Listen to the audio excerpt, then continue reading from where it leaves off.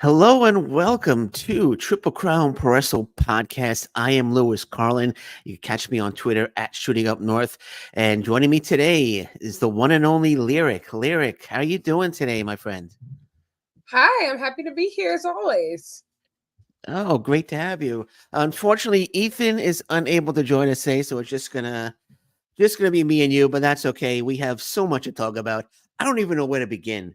We had New Japan Pro Wrestling Dontaku. We had Wrestle Magic Pro Wrestling Noah. We had Masa Kitamiya busting his head open in an amazing match against Segura. Where do we begin? Should we go with Noah? Should we go to New Japan Pro Wrestling? What should we do? Let's start with Noah. There's a lot. Let's know. Okay. All right. Let's start with Noah. New GHC heavyweight champion, Kaito Kiyomiya. I don't want to brag, but I did call it. Kaito Kiyomiya is the new champion. Match against El Hijo de Dr. Wagner Jr. was absolutely fantastic. My opinion of all the shows, that might have been the best match of all the shows. In my opinion, fantastic match. What did you think, man? What did you think of Kiyomiya regaining that title for the third time? I think that it put the perfect bow on what was already a really good night. I felt like it was a really strong show overall. And I think that Kaito winning this championship is just another part of his rebuilding. And I think it's a really good move for him. I think it makes it even more interesting as we head into All Together, just because he's going to be up there with some guys. Some have gold, some do not. So he's definitely going to be the highest ranking out of everybody participating in that main event at All Together. So I think it adds some stakes, but also shout out to Dr. Wagner Jr., who has been, I think, so underratedly excellent for Noah. The Japanese fans have embraced him. He's really brought something different, I think, to Noah, and I've really, really enjoyed his run over there as their top foreigner. So I just wanted to say, like, I'm really, really happy about the reign that he did have, even though it was pretty short. Yeah, no, I mean, he's a great talent. He's a terrific talent. I didn't think it was going to be that long of a reign. I think, because his contribution to Pro Wrestling Noah, they rewarded him with a short title run. That's how I look at it. But Keno actually, after the match backstage, Keno shakes hands with Kiyomiya, and they say, "Let's make Noah the number one promotion together." It's just like, I can't believe they're rivals for so many years, and now they're coming together. Do you think they can make Pro Wrestling Noah the number one promotion in Japan, or do you think the New Japan Pro Wrestling is unsurpassable?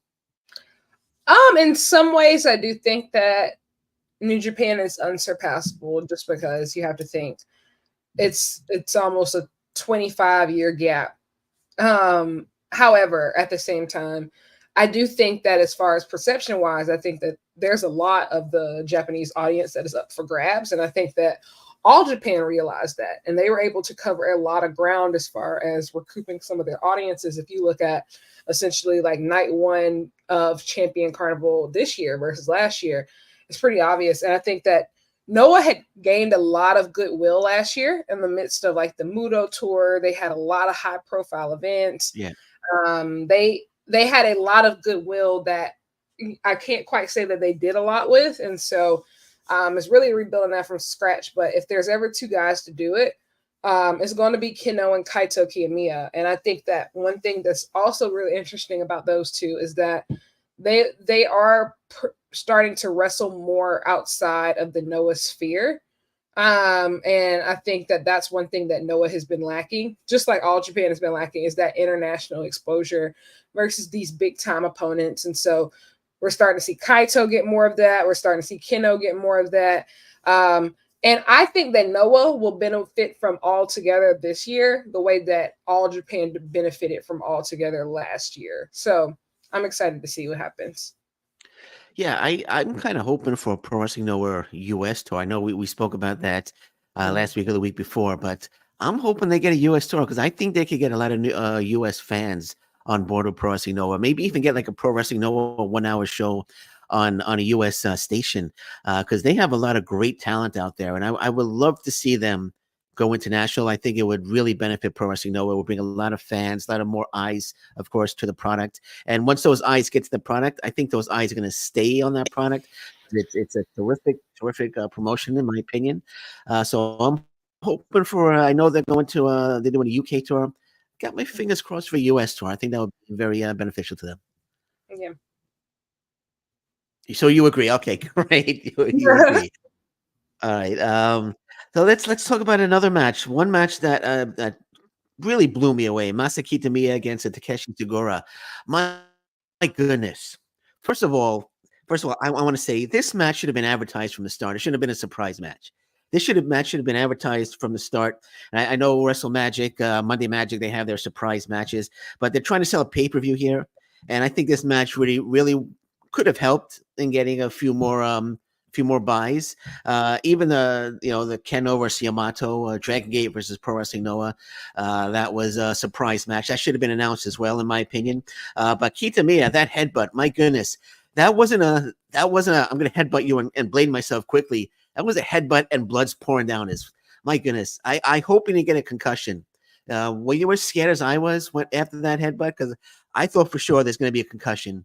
Either the other. Yes and no. So I say yes because it was clearly just so sudden. But two, like he's this isn't his first time doing this. Like he did this at the New Year show versus Ishii, and so I think that Masaki Tamiya is probably the most underrated talent in Noah, might be in Japan right now, period. And I think he's also started to notice that too. And so whenever he gets these single match showings, especially against like other real tough guys, he is going above and beyond. I think like this year, it's very clear he wants to be noticed, and he should be.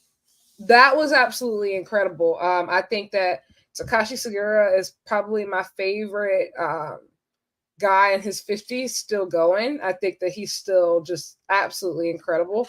And same thing for Masaki Tamiya. And putting those two together, and when I looked on Cage Match, it wasn't even a full 10 minutes, but like that match stole the show for me, like to the point where honestly nothing compared to it until the main event, Wagner versus Kiyomiya. But I just keep saying more people need to pay attention to Masaki Tamiya, and he needs some really big showings. I honestly, for All Together, I expect him to have a very, very, very great showing against the guys that he's up against in that meat 4-way match, because he's absolutely incredible and doesn't get any other credit for it. I have to agree with you. I think he's a terrific talent. I think he should be in a GHC title picture, whether it's the national title, whether it's Kiyomiya's first opponent. But yeah, absolute tremendous talent. I would put the national title on. I would have him beat Hayata. I would put the GHC national title on him. I know he's gone after the GHC tag team titles with Inaba quite a few times unsuccessfully. But I think it's time to make him into a single star. I mean, they need a new single star, and Masaki Tamiya, terrific talent. I would definitely put him in the. I would put him in the GHC heavyweight title picture immediately. I would have him. I would have him win that All Together match, and then I would put him in the title picture right away. Terrific talent. Terrific talent. Love Masaki Tamiya. What do you think of Titus Alexander and Starboy Charlie with their? Do you think they would be good permanent additions to the GHC? Actually, the Pro Wrestling Noah Junior Heavyweight division. Yes, I think that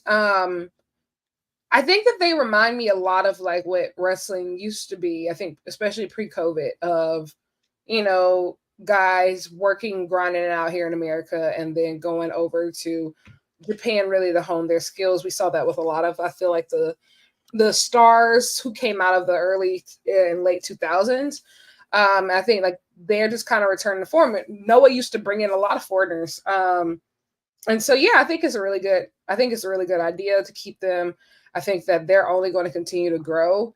And I think they also can bring some eyes to the product, especially people from like, I would say West Coast wrestling who might not be as familiar with Japanese wrestling.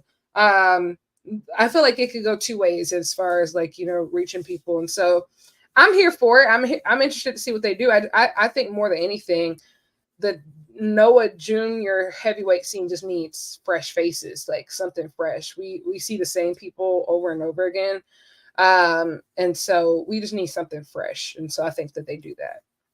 Yep, I agree 100% with you, Lyric. 100% with you on that one. What do you think of the GHC tag team match, the surprise tag team, the entry in the open challenge, Hiroshi Tenzan and Satoshi Kojima? I was slightly disappointed it was them, but I'm sorry. Go ahead. You said you loved it. I loved it. I actually had no idea what to expect. I didn't know who was going to be the partners. Of course, I had ideas of who I would have liked to, but I felt like it was a really good addition to the show in the sense of, was it like a team that I would have loved to see like for the first time, like the Astronauts? No. But I think that it was a really great usage of the veterans here, and it was a really great usage of the Mystery Vortex lineup. Just because, like, I think having the surprise being people who are so beloved, like Kojima and Tenzan, were great. And also, like, obviously these guys are no longer in their physical prime, especially Tenzan, but they've been known recently to be able to put a good match together. I think of the one that Tenzan was in. Who else was in it? Tiger Mask and I forgot one other person versus Okada, Tanahashi, and Ishii in Cork and Hall, and it was absolutely brilliant. So I was happy for this match, and I think that it adds some credible opponents to Anthony Green and Jack Morris. So obviously there's still a lot of work to do with the tag division, but this was fun. Like, this was a ton of fun for me. Okay, yeah, like you mentioned the Astronauts. I was really hoping for the Astronauts, but then I realized that they were at the Yokohama Budokan for a BJW show, so they weren't able to. It wasn't going to be them, but yeah, I don't know. That Tenzan, he's not the Tenzan he was of 10 years ago. It looks like has trouble getting around the ring. I don't know. It was a fun match, but I was kind of hoping it was a different team, but nonetheless, you make a good point. Gives them another solid team that he defeated. They're having a great run, Jack Morris and Anthony Green, and there's like the tag team division you mentioned is kind of weak right now. Like who can they get? Like what Kiyomiya and Oiwa, they're not going to team anymore, of course, because Kiyomiya is the GHC heavyweight champion. So what? Did you see any tag teams on the horizon that they could put together in Noah? I could see Kiyomiya potentially trying to pick up the tag belts as well. Okay. I think that there's just potential there. It seems like he really wants to put Noah on his back, and like him and Oiwa are one of the only teams that actually excite me and others, I think, in that division. And so, I wouldn't count them completely out. I think that, Kano and Yu Owada definitely have a lot of potential together. But like I said, I think like this is the time where Noah needs to start fishing outside, I would say, for like some new teams, bring in some new people, or even just have some people who are on let's say like a guest freelancer run. I think that the whole division needs new blood. Much like a lot of the divisions in Noah, like I think a lot of things need to be rearranged. I wouldn't mind seeing some older talent go after it, like Go Shiozaki, but I don't think he's ever going to go for the tag belts again. I'm not going to lie to you. So it just depends. Okay. I would maybe Marufuji and Segura, they team up a lot. maybe a veteran team. I'm not sure. What about Alpha Wolf Dragonbane moving up to heavyweight and chasing the tag? I know they've had an opportunity and they were unsuccessful. I don't know yet about them moving Okay. up. I feel like they've been such a great addition to the junior heavyweight division. And that's still being established in and of itself. And so I'm not sure if the junior that is one of the things too, is like I only really advocate for people to move up to heavyweight if the division they're already in is strong enough to like withstand their absence. And I'm not sure if we can say that right now about the junior heavyweight division. Okay. All right. Fair enough. What did you think of the Marigold debut match? I thought it was a very strong match. I thought it was a great debut for the promotion. I'm looking forward to Marigold and Wrestle Universe. Thumbs up or thumbs down, Lyric? I'll go thumbs up. Yeah. Okay. All right. Yeah, I thought it was a terrific. I'm looking forward to Marigold on Wrestle Universe, as I just mentioned. But Rossi said if Noah calls him, that he'd be willing to put more Marigold talents on Pro Wrestling Noah show. So that's exciting to hear as well. But yeah, I think the great debut match. Looking forward to it. Do you think Julia sticks around for long, or she just tries to get them off the ground and heads over to the WWE? Yeah, I think Julie is just passing through. And I think people know that. But I mean, even just that is a lot in the sense of just being and helping set up a promotion. I think like her face obviously provides some well needed credibility for a new promotion like that. And so it was a strong match, and I think I've seen most of these women, if not all of them, compete before. So it was nice. It's good to see them all together. It was definitely weird to see Julia and Tommy and May, and it was definitely weird to see them on the other, like not wrestling for STARDOM. Okay. But I'm excited to see where this goes. I said this a couple days ago, but a lot of people had rumored around last year asking if Noah had any plans of potentially introducing a GHC Women's Championship. And with Marigold now in the mix, I'm interested to see if that's now in the conversation now. I do think there's a lot of problems that could come with that easily. It would be essentially like the same situation that Stardom had with New Japan, of kind of like having like that one title defended on their shows, but also at the same time, Cyber Fight, the governing organization for Noah, they already have their hands in so many different pots, especially with TJPW. So who knows? But I definitely thought about that. Yeah, I think Marufuji was asked about that. So I forgot what his answer was, but I think he was positive about potential GHC women's champion. I would love to see it. I think it would be fantastic. But good point. Does it go to a TJPW wrestler, or does it go to a Marigold wrestler, or can they both be in the mix? Was Cyberfight they don't own Marigold, they own it could be it's a tricky situation, but I would love to see it. Hopefully they could work something out and get the GHC Women's Championship. Who do you think would be a good candidate for the first champion?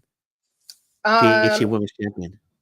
I would definitely say somebody like Utami, okay, Julia, somebody who's a recognizable name or face, or if it's over in TJPW, maybe like a Miyu Yamashita.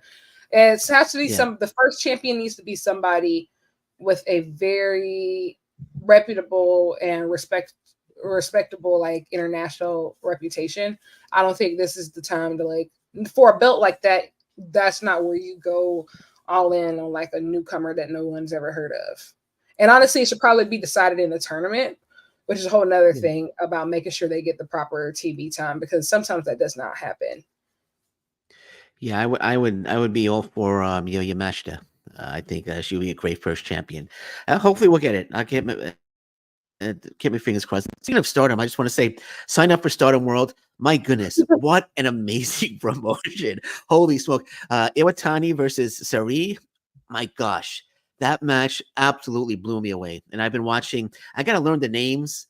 So it's tough because they don't always show the name on the screen when the matches begin, but my goodness, like, why did I wait so long, Leary, to sign up for Stardom World? It's absolutely fantastic. I can't wait to just dive in and just start watching it on a regular basis. Yeah, it's Great. pretty fantastic. Oh my gosh, it's fantastic, and it's like $8, like $8 Canadian. It's cost me nothing.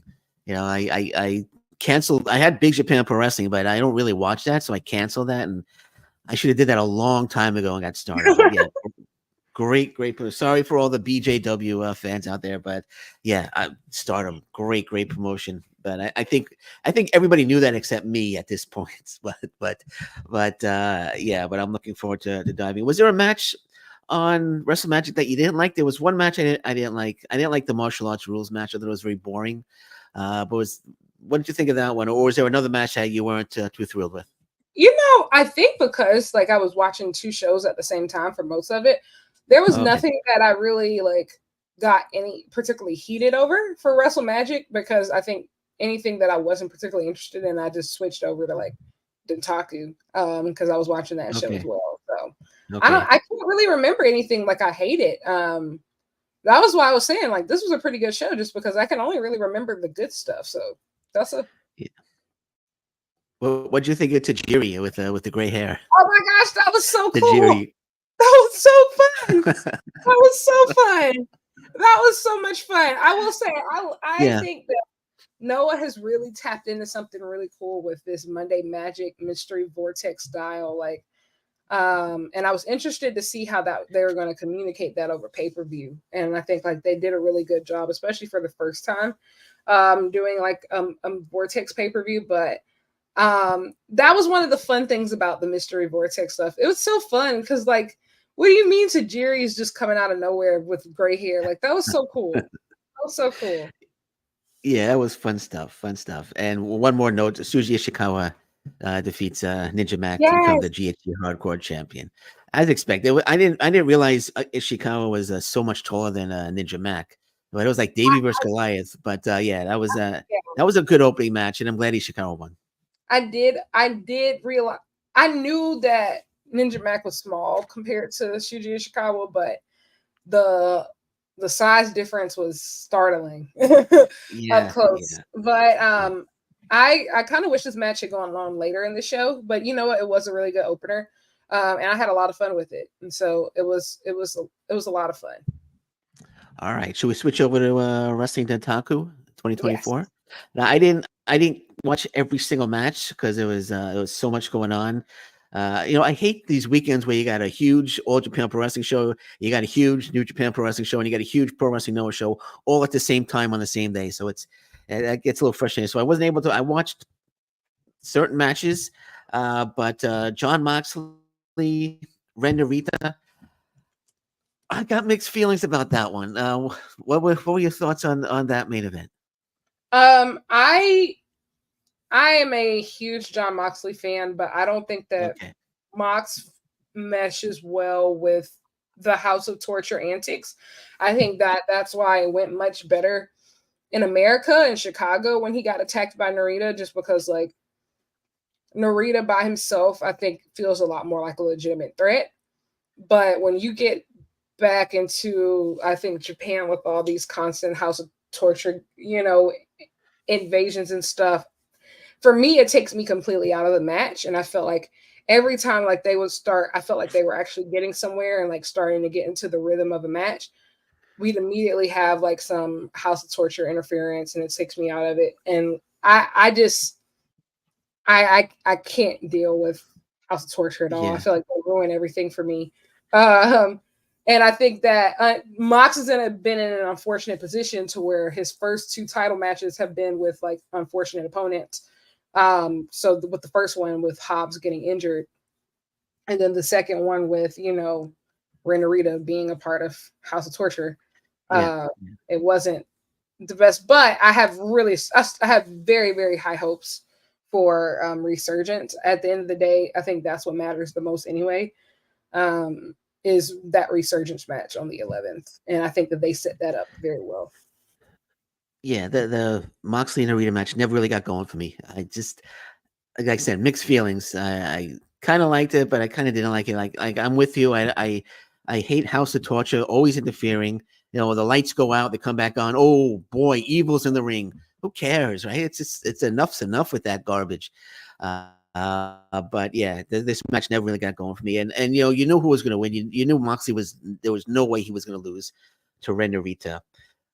So I wasn't too thrilled with that match. But let me read a comment from on Tokyo Sports. You might have read it, but it's from Shota Umino. To John Moxley. He goes, "I'm going to beat you head on, fair and square. I respect the blood, sweat, and tears you left for New Japan. I respect your greatness as a champion and everything about you. But I can't stay a disciple forever. I will surpass you and become the IWGP World Heavyweight Champion to change New Japan." Will that happen? Will Shota Umino beats John Moxley at Resurgence? No, not at Resurgence. Yeah, but I do believe he beats him this year. I do believe that he beats them this year. Yeah. And I think that this is how it should go. I don't think that Shota should beat Mox on the first try. Like, this is in my opinion, this is the strongest story that New Japan has to tell because it's real and it's authentic. And we've gotten to see it happen in real time since 5 years ago. And so they shouldn't rush this one. And I don't think that they are, but they shouldn't rush this at all. The thing that I think the reason why fans have gotten behind Shota and have gotten to invest in him is because we've gotten to see him try and fail. Like we're watching him explore his identity in real time. So yeah, I think he has to lose on the 11th, but he eventually will win this year.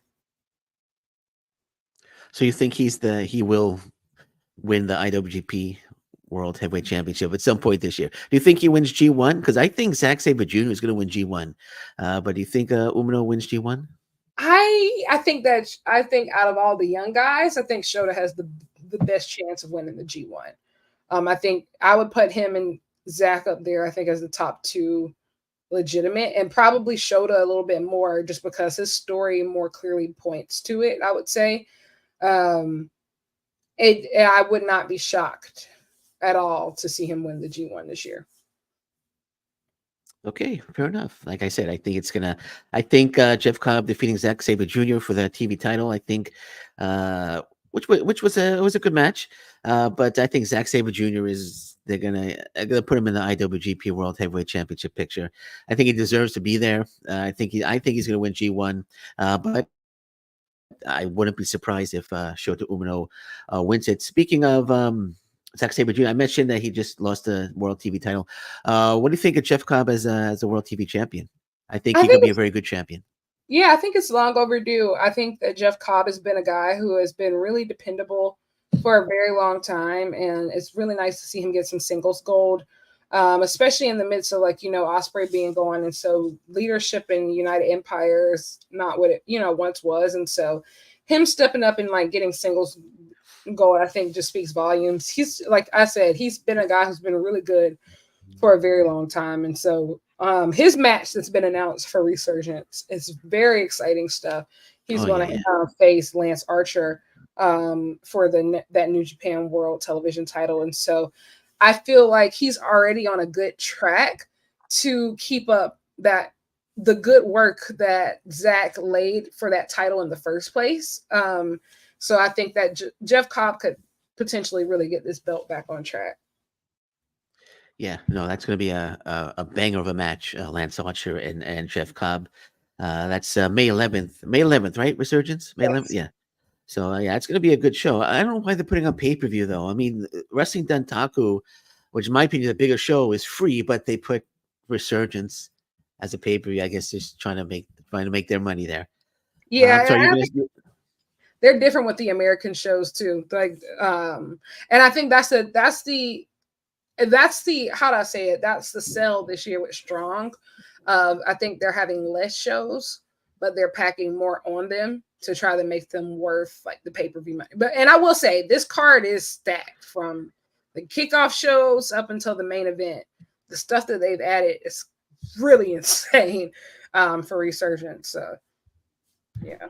Yeah, let's run down. Let's just run down the show quickly. It's John Moxley, as we mentioned, of course, defends against Shota Umino. Eddie Kingston against Gabe Kidd in a no ropes last man standing match. That's gonna be a war. I Yeah, think Kidd takes the title. I think Kidd's gonna take the title in that one. I do too. He lost to Takagi, but we'll talk about that in a sec. Does Yuya Omura become the never openweight champion? Does he have any shot at all at winning the never openweight title? Become a double No, champion? if Shingo Takagi didn't lose to Gabe Kidd, he should not be losing to Yuya Uemura. Okay.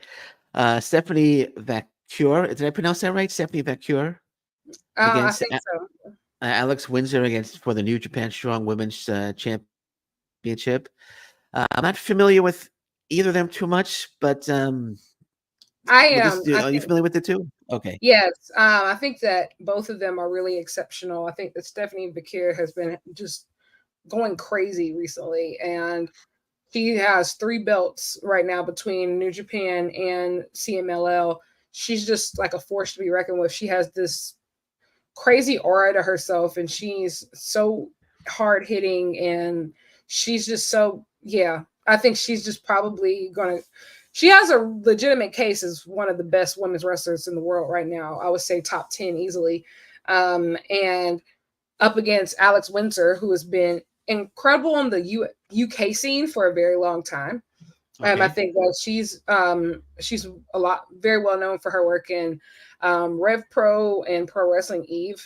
I've gotten to see her wrestle live a few times, but she's very aggressive and very mean. And I think up against an opponent like Stephanie, I think that they can make some magic together. Earlier this year, Alex had it was a dog collar match with Danny Luna, and it was in Rev Pro, and it was one of the best matches I've seen so far this year. And so I'm excited for Windsor to like get an opportunity in America to like show what she can do. And I don't expect the title to change hands here, but I do think that this is going to be an awesome match. Are there any wrestlers that are competing right now that you don't know anything about? It seems like you know about every single wrestler that you know full details about every wrestler that comes up here. No, there's still a lot that I don't know about, but Okay. these two I've gotten to actually like see a couple times, and like Stephanie's performed for New Japan so many times now. So okay. All right, I'm just kidding. I'm just kidding. We're good. You're a wealth of knowledge. Whenever we bring up a name, it's like I'm sitting here thinking, well, I gotta check out Stephanie Vacure and Alex Windsor now. They sound like they're pretty good. But, so we got Hiroshi Tanahashi, Zack Sabre Jr., Tetsuya Naito, Yota Tsuji against Kenta and Dave Finlay. Tom Lawler, Fred Rosser against Jarrell Nelson and Royce Isaac. Now, Nelson and Isaacs, I think they should have had at least one run as the New Japan Strong Tag Team Champions. I agree. I think they were great. I think they were a very underrated tag team, and I think they get opportunities and they always fall short. But I think they should get at least one championship run. I know Royce Isaac. Building towards that. I was saying, I feel like this match is building towards that. It looks like when the whole angle happened at Windy City Riot to like set this match up, and like they cut off Tom Lawler's hair and like feed it to Fred Rosser's, like the first thing that went off in my mind is that it seems like they're trying to rebuild a specific strong tag division of teams that will primarily see on Strong. And so it looks like they're building up those next contenders for the Strong titles. So like I assume whoever wins this match will essentially probably at the next show end up facing off for the Strong tag titles. But I would like to see them back in that mix too. I think West Coast Wrecking Crew is incredible. Yeah, they're a terrific tag team. I'm looking at, why is Mustafa Ali versus Leo Rush a kickoff match? That should not be a kick. I also wanted to know that as well. Like I'm really happy that is happening, specifically because I'm so glad to see Leo Rush back in a New Japan ring. But the kickoff show, I'm not sure. But like, hey, Windy City Riot, they had Mina Shirakawa on the kickoff show as well. So, a lot of times they do put. I will say in these recent New Japan Strong shows, they have been putting top tier talent on the kickoff show recently. So I'm not sure. Hopefully it leads to something later in the show. Hopefully it leads to something later. Like I said, my main thing about all of this is that Leo Rush is back in a New Japan ring. And so hopefully it means that he can finally get that IWGP Junior Heavyweight title shot. I would love to see that happen. Yeah, because he was supposed to get one, but he had gotten injured or something, right? Yeah. Yeah, so hopefully, yeah. But like I said, this should not be a kickoff match. I mean, the DKC, Rocky Romero, Tomohiro Ishii versus Jack Perry, Ren Narita, and Evil, that should be the kickoff match. And Ali versus Rush should be higher up in the card, in my opinion. But anyway, let's get back to Dontaku. Nick Nemeth beats Tanahashi, but then loses to Dave Finlay. Once they announced that match on the second night, you kind of knew that Dave Finlay was going to win the global IWGP Global Championship. What do you think of Tanahashi? You think he looks like he's slowing down? I mean, that match ended kind of abruptly, in my opinion, but it was an okay match. But yeah, go ahead. I'm sorry. Yeah, it was an okay match. I didn't expect much. Like I said, I going into it, I said it had a 3.5 floor and a 4.25 ceiling. And I ended up going like 3.75 on it. So it fell within that range for sure. Tanahashi is slowing down and he is not in the best physical condition. And so, to be honest, I have very limited expectations for him against non-Okada level opponents. I think like there's still some people who he's always going to be able to put on a great match with, just out of straight muscle memory and history. But as far as first time opponents, it's only going to. This was about as good as it could be. Like I said, it wasn't bad, but it wasn't great. And I think that this belt, specifically this global heavyweight belt, even now that it's on David Finlay, I feel like one thing that has been missing since its creation is it hasn't had a great match since the one where it was created at Wrestle Kingdom. Yeah. And this belt it doesn't feel like it's supposed to be the replacement for that US heavyweight championship or that former Intercontinental Championship. And honestly, it feels worth less than the TV title, especially now. Yeah. Yes, like you said, the match was okay. It's nothing like I'm not gonna rush back. I want to watch this match over and over again.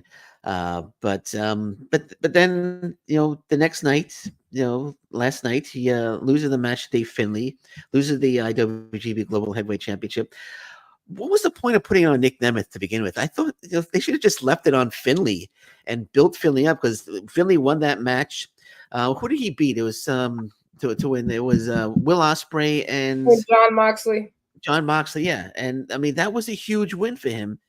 And then he loses to Nick Nemeth in his first title defense. It kind of like took the oomph out of Dave Finlay, if that makes any sense. But I feel like when New Japan felt backed into a corner, and I feel like they felt kind of desperate to try to like as far on the foreigner front.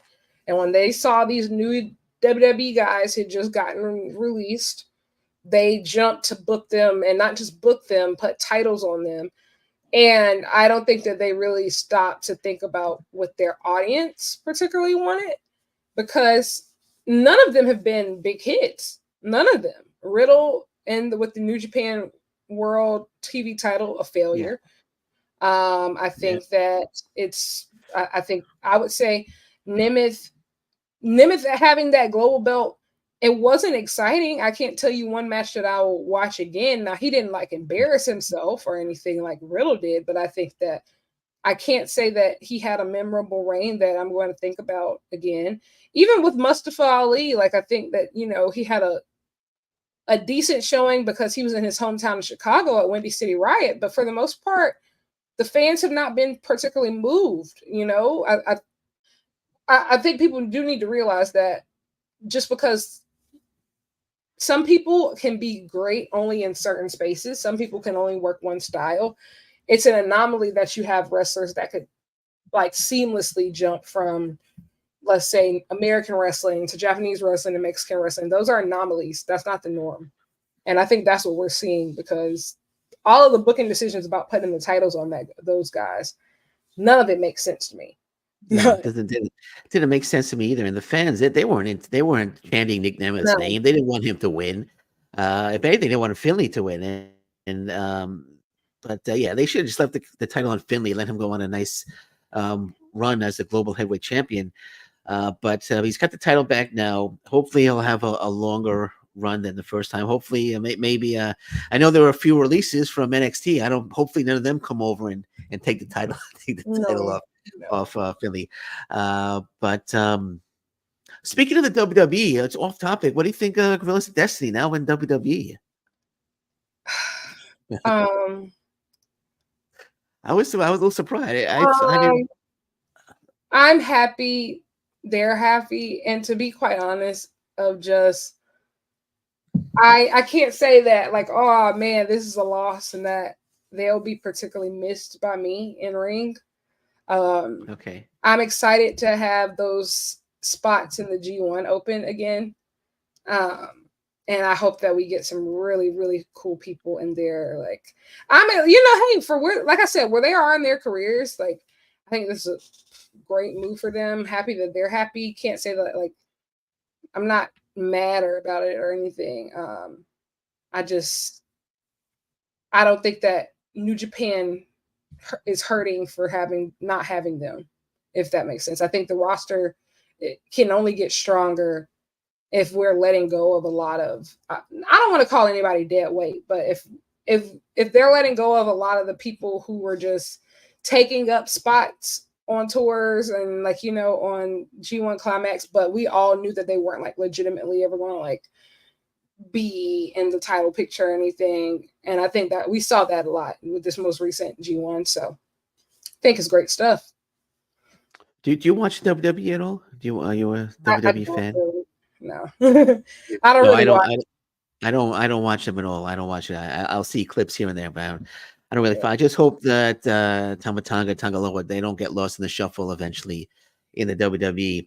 I know Jacob Fatu is supposed to be going over there. They're doing a whole new Samoan bloodline thing, but I just hope they don't get lost in the shuffle in the WWE because they were terrific in New Japan.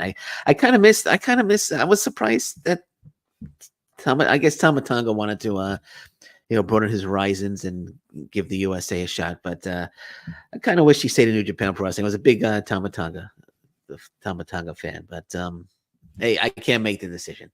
So hopefully he'll be back one day. And do you think he'll get lost in the shuffle in the WWE? I don't know. I think, especially with being in the bloodline stuff, like the bloodline has been going on like what 2, 3, 4 years at this point of just, I don't know how many more innings the story could possibly have, but they're just gonna, anybody who seems even look Samoan at this point, they're just adding them in. Because Tama Tonga isn't even Samoan, he's Tongan. It's just like I said, if it makes them happy, it makes me yes, like I wish everybody the best. It kind of reminds me of the NWO. I don't know if you followed when the NWO first started. It was the cool thing, the NWO, but then they started adding more members and more members and more members, and it just became it kept growing and growing, and then people just started losing interest. That could happen to the bloodline if they just keep adding more members. I don't know how many bloodlines there are now. Is it going to be bloodline versus bloodline? I don't know what's going on, but I kind of see it go in like the NWO route. If that makes any sense. Yeah, I lost interest right after Elimination Chamber in Montreal. Like when Sami Zayn lost, like I was just like, okay, like we're just going to keep circling the drain on this for forever. So, like I can't say that I'm going to be watching, but I do wish them the best. Definitely. Okay. All right. Now we mentioned Nick Nemeth. Now night 1 drew 2,400 fans. Night 2 drew about 4,300 fans. Do you think that's because of Nick Nemeth in the main event No. compared to John Moxley? No. Okay. I, Okay. I think it just did. Well, yes, about I think that Mox was a draw here, but I also think that just from a wrestling standpoint, I do think that night 2 had a better card. Okay. And I think also of just how do I say it? New Japan has been lacking like that in-ring of those matches that genuinely want to move people. And Nick Nemeth versus Hiroshi Tanahashi in 2024 is not moving people. It's just not moving people. And yeah, I think that, like I said, I think that they greatly overestimated how some of these guys would be received specifically in Japan. Like, you know, being a star in WWE means nothing in the grand scheme of things. Like when you go over to Japan, it's a new country, it's a new audience, it's a new style, it's a new way of getting over. It's everything is kind of new. And so there's no guarantee. You know, like I said, very few people can actually get away with it. I think about like John Moxley of just jumped straight into the G1 or as soon as he left WWE. Very few people are doing that. Like are you know, just have it like that where they can immediately make an impact. And like I think about like Mox's first G1, the match he had with Ishii, instant classic. Very few people can really pull that off. And that's what separates the good from the great, in my opinion. Do you think Nick Nemeth could have a good G1 if they put him in the G1? I think good is a strong word. I think he can have a decent G1. Okay. Okay. I haven't seen any versatility thus far that makes me think, oh my gosh, he would have a great chance in the G1. Because I think that's what's more valued than anything, versatility in the G1. You have to be able to go from Ishii today to, let's say, like a El Phantasmo type high flyer tomorrow and be able to have good matches with all of them. And I'm not sure if in New Japan we've seen Nick Nemeth show that type of range yet. So yeah, I don't think I would be particularly clamoring for it. Well, I'm gonna plug this name again. I know we talked about it a few times, but Josh Alexander deserves to be in the G1, 100%. He's versatile. He's versatile enough to have he can have a great match with anybody, and I would love to see Josh Alexander in the G1. I'm interested just because I think that I want to know what the current state of the New Japan TNA relationship is, because I would say I don't think that he has a chance of getting in the G1, especially because because there were no TNA wrestlers in Best of the Super Juniors. It's starting to make me think that there's something up with that New Japan TNA relationship. Not sure. Like I said, it could just be. I could just be theorizing here. But them going from having like several wrestlers in last year to none this year, and there's been up to 3 replacements, and none of them ended up being TNA. Of course, Kushida, but you know, Kushida was always a New Japan talent before he was a TNA talent. Yeah. So yeah, I think that's going to be a very interesting thread to follow as we head into G1. I am interested to see the status of that New Japan TNA relationship, especially now that New Japan's moved to a different night on Access TV. Well, Josh Alexander, I think he's thinking about leaving. He just trademarked his name, just trademarked the name Josh Alexander. So I think he's considering maybe his contract's coming due, and he's thinking about taking off. So becomes a free agent, becomes a freelancer. You could see him in the G1. Keep my fingers crossed. I think he would have a great G1. But it was a good point. I know in the past we had like Ace Austin, Chris Bay in Super Junior tournaments, tag team tournaments as well. You're right. We have Mike Bailey as well. Yeah. And you did mention Kushida, but I think he signed to New Japan and TNA. Yeah, he has 2 contracts. He has 2 contracts. Yeah. So that's a good point. Maybe Scott D'Amore leaving kind of ruined the relationship, or I should say Scott D'Amore being fired. It did for a lot of people. It did for a lot of people. I mean, that's what happened with the Motor City Machine Guns, and they've been around since forever. So, yeah. Did they sign with AEW, or they haven't signed yet? The belief is that they've signed. We just haven't seen them appear on TV yet. Okay. All right. Well, I'm sure we'll see them soon enough. Tony Yes. Khan wants somebody. Tony Khan wants somebody. He's going to get him. Kenta Chase Owens regained the tag team titles. I don't know. That left a bad taste in my mouth. I don't know. It's like they're playing hot potato right now with the tag team titles.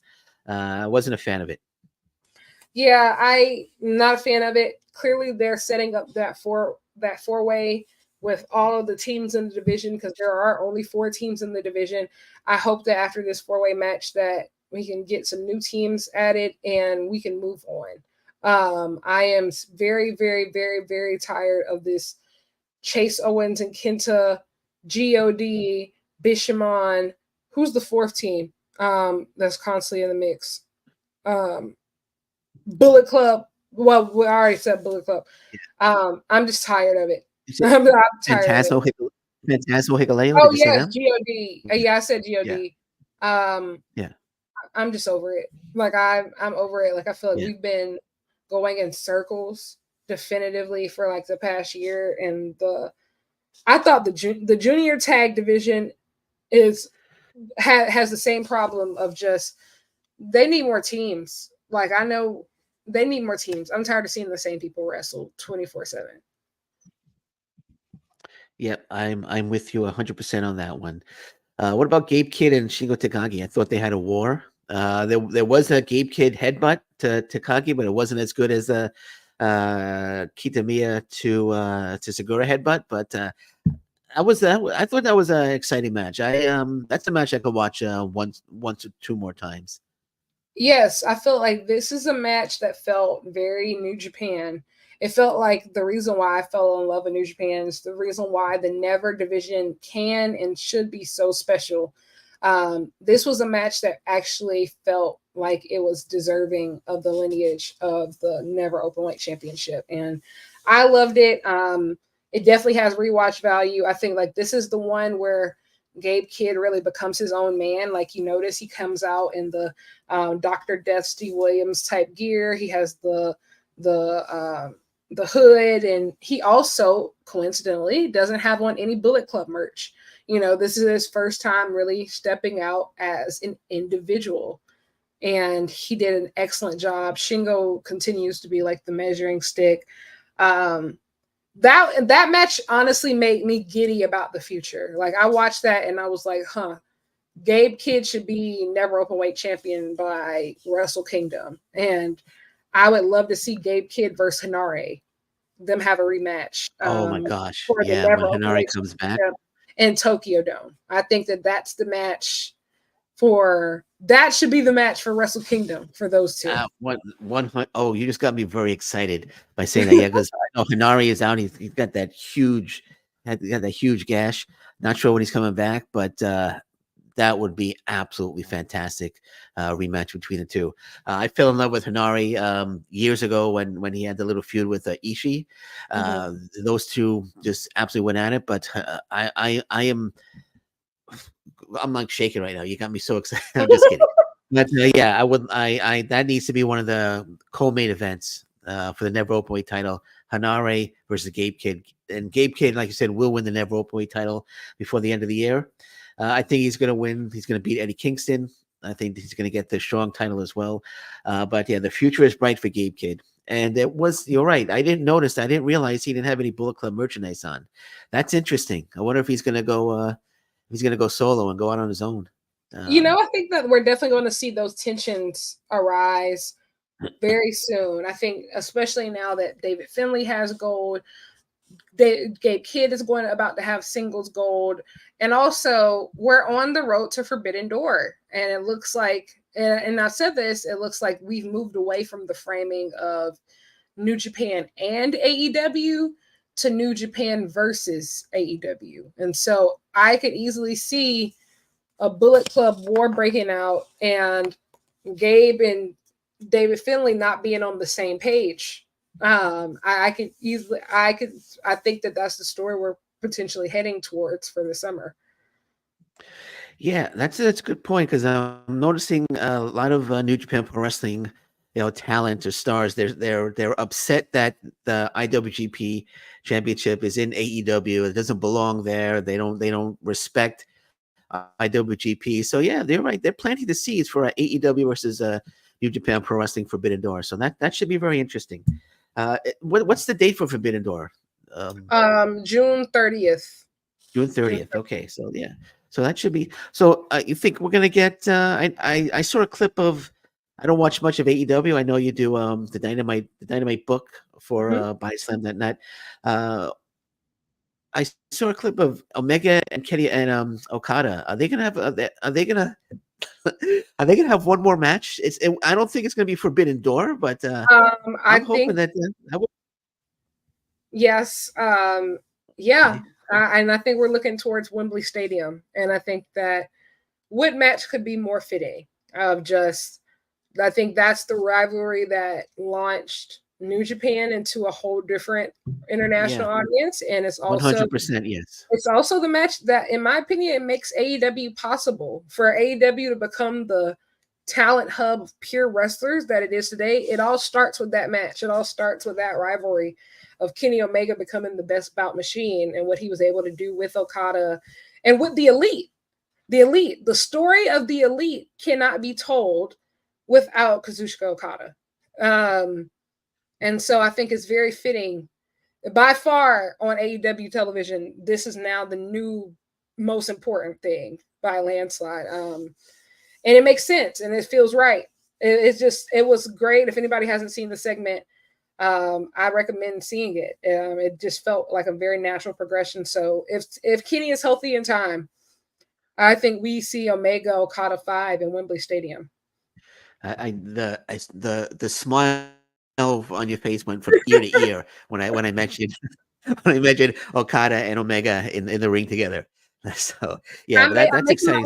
Their old matches. I've been going through and rewatching them all. And yeah, there's nothing like it. Kenny Omega is my favorite wrestler of all time, and so just having him back on screen, it meant a lot to me. It meant a lot to me. Okay. Well, Okada says he's the best belt machine now, so looking forward to that. Looking forward to that showdown between the two. That's something I could definitely get invested in. Like you said, they had some classic matches in the past, and I'm looking forward to a few more classic matches between the two. Did we get everything? Should we move on to All Japan Pro Wrestling? Oh, actually, yeah, let's do All Japan Pro Wrestling, and then we can talk about One Night Dream 2 for a little bit. All Japan Pro Wrestling, I didn't watch any of the matches. Like I said, too much going on, too many matches. I got a family and everything. But not sure if you've seen any of the matches, but Jun Saito wins the B block. That was a little surprising. I thought it was going to be Ray. But I think you did point out that that maybe it's a time to build Jun Saito up a little bit because he has no shot at this. First of all, Davey Boy Smith, Kento Miyahara tomorrow.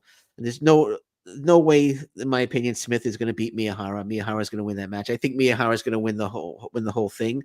But your thoughts on Jun Saito? I watched bits of the Sawama match. I didn't think it was very good. It was a little slow paced, but it was slow. Yeah, what are your thoughts on Jun? I think I don't feel like they had anything to lose. I don't feel like they had anything to lose, especially if you know that Kento's going to win. I think that they did a really good job of building up the Jun Saito to feel like a reputable singles guy. Ray too. I think that I don't hate it. I did think it was going to be Ray, but I don't hate it, especially when like I said, Kento's going to win it all anyway. Yeah, Kento's going to win it all, and he's going to challenge Anzai, of course, and I think Anzai gets the big win there. But Anzai loses 3 matches. I think he lost to Hideki Suzuki on the final show. I think so too. Yeah. I mean, I think he did. Lost to Hideki Suzuki, defeats Yuma Anzai with a single leg crab hold. So he put him in a Boston Crab basically, and Yuma Anzai tapped out. But I don't know. Yuma Anzai wins the Triple Crown Championship. Goes into Champion Carnival, loses 3 matches. Do you think that hurts Anzai as a champion? I mean, people were originally they were thinking, he won the match on a fluke because he was getting destroyed by Nakajima, and then he hit the German suplex and got the quick 1, 2, 3, and then he goes into this tournament, loses 3 matches. So does that hurt Anzai as champion? Does it hurt him exactly? I don't think so. I think that it's just the realistic progression of a first-time world champion, especially at the age of 25. Like, I think we do have to be realistic about. Don't get me wrong. Like, he is absolutely superb and fantastic, but he's still a 25-year-old first-time world champion who just came out of being a rookie like a year ago. Okay. And so I think like it really opens up more so for his character development of like, who does he become? Is he confident? Is he not confident? Like, does he get rattled under pressure? How is he adjusting to being the guy? I think that that's more so adds questions. And I think that an eventual match versus Kento is going to answer a lot of those questions of like, is he ready? Is he really the future ace? Does he really have what it takes to carry this company? Because I think that him losing 3 matches, it already sows the seeds of doubt, not only just in, I think, fans' minds, but in his mind.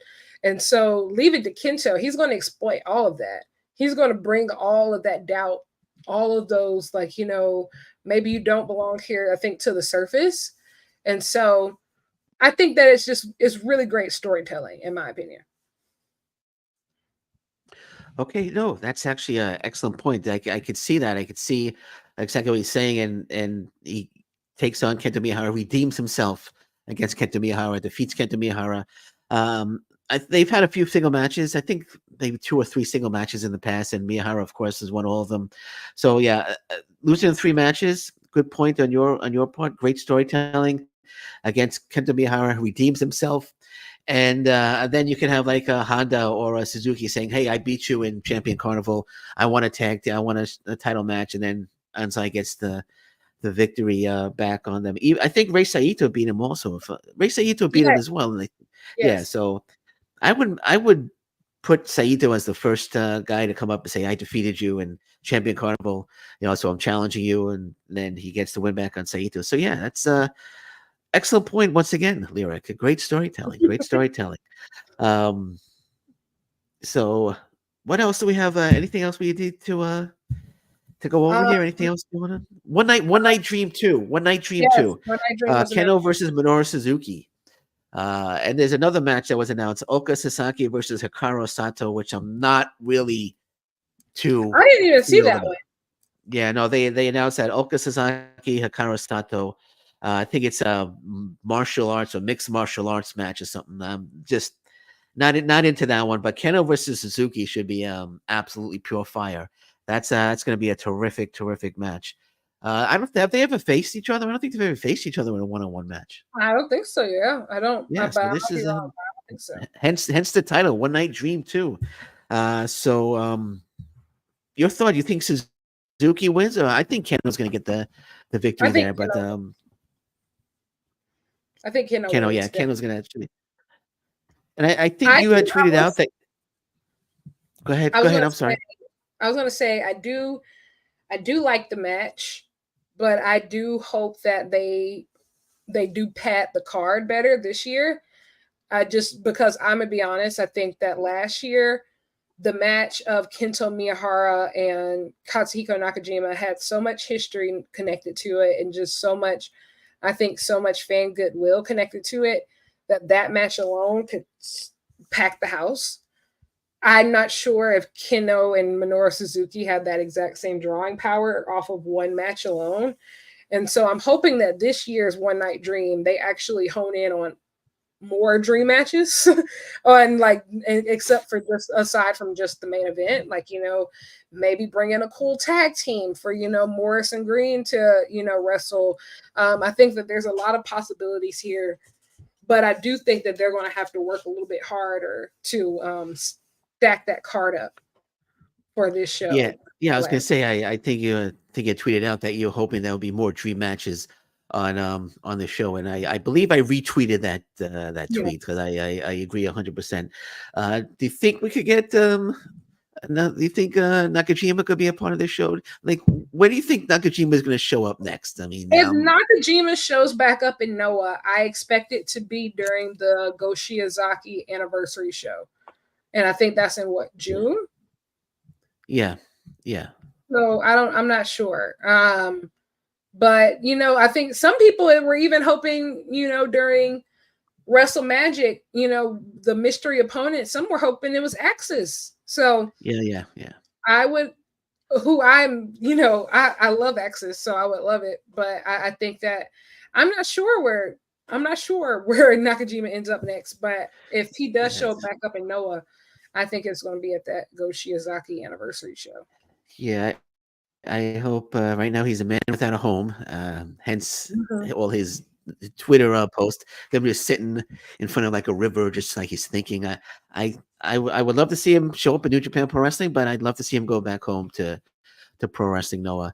It's a shame that I thought he was going to be within All Japan Pro Wrestling a little longer, but it's time for him to just negotiate with a promotion and just start wrestling again, because he's just too good just to be sitting in front of a river thinking about his next move. So, all right.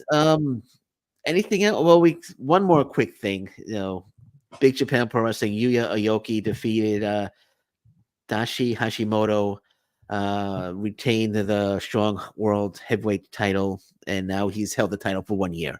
So Yuya Aoki has been champion for 1 year. So just wanted to throw that out there. Haven't seen the match, just looking at the results here on porolove.com. It's going to give them a little plug there. But anything else? Anything else you want to go over? Nothing much except for All Together again. I think that's the next big stop. The card. I think there's some really good matches on here, though. There's some quality stuff to get into here. So I'm excited for All Together again later on. It's going to be good. Yeah, and of course, All Japan Pro Wrestling dropping the ball again by having their A block final on the same night as All Together again. I think most people are going to be watching All Together again. But I mean, everyone who's an All Japan Pro Wrestling fan knows that Miyahara is not going to lose to Smith Jr. So I think we all know who's going to win that one. So there's nothing to get spoiled there. They know who's going to win. So let's watch All Together again instead of Champion Carnival. So that's it for me. I guess Cyrus once again didn't show up, but this is not the first time, Cyrus. It's not the first time, but yeah. All right. Before we depart, you said All Together again. Anything else, or should we wrap it up? And can you come back next week? This is the third week. Next week's going to be 1 month. Yes. Hoping you're here longer than that, but you'll be back next week. Yes, I will. Okay, and the week after that too, right? It depends on my schedule, but I hope so. Okay, I hope so too. I'm just kidding with you. It's been a pleasure having you on, and like I said, hopefully next week for sure, and hopefully longer than that. But have a good rest of the week, and we'll meet up again next week. Definitely. Bye. All right, take care. Bye bye. Thank you, Lyric. Take care, everyone. Bye bye.